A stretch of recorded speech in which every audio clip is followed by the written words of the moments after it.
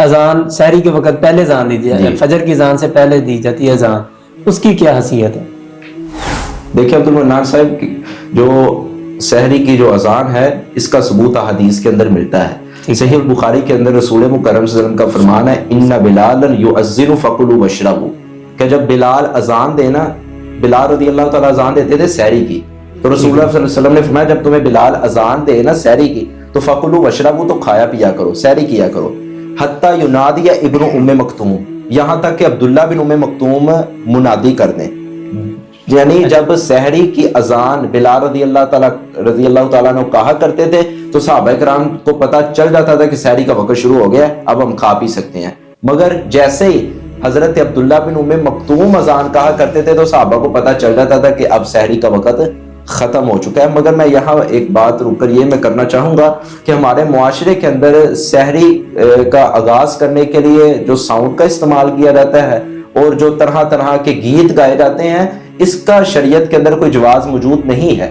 آپ یہ گیت گا کر اور یہ طرح طرح کے افعال سر انجام دے کے اذان کی اہمیت کو ختم کر رہے ہیں۔ جب رسول اللہ صلی اللہ علیہ وسلم نے کہا ہے کہ سحری کے آغاز کے لیے، سحری لوگوں کو جگانے کے لیے بس اذان تو اذان آپ دے کر لوگوں کو متنبع کریں کہ سحری کا آغاز ہو چکا ہے۔ کیا ضرورت ہے کہ بعد میں ساؤنڈ سپیکر کھولنے کی اور اس میں گیت گانے کی اور طرح طرح کے کلمات پیش کرنے کی؟ جو مسجد میں عام طور پہ بار بار سپیکر کو کھول کے بتایا جاتا نا اتنا ٹائم رہ گیا، 5 منٹ رہ گئے، یہ بھی غلط ہے۔ صرف اذان متنبع کرنے کے لیے مسلمانوں کے لیے ہے، اور حضرت پہلی اذان، جی پہلی اذان سحری کے لیے، سحری کی جب ختم ہوگی وہ عبداللہ بن ام مکتوم جو حدیث بیان کر رہے ہیں حضرت صاحب، جی جی تو اور یہ چیزیں بدعات کے اندر آتی ہیں، ان کو عام نہ لیا جائے۔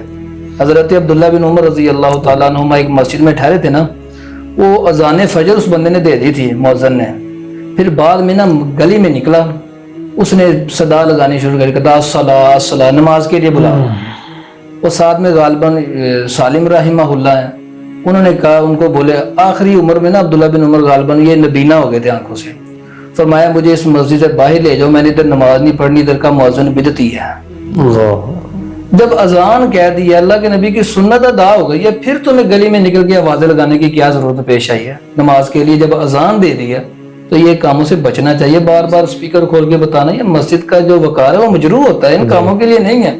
اذان دو اچھے طریقے سے، پیاری آواز سے اذان دو۔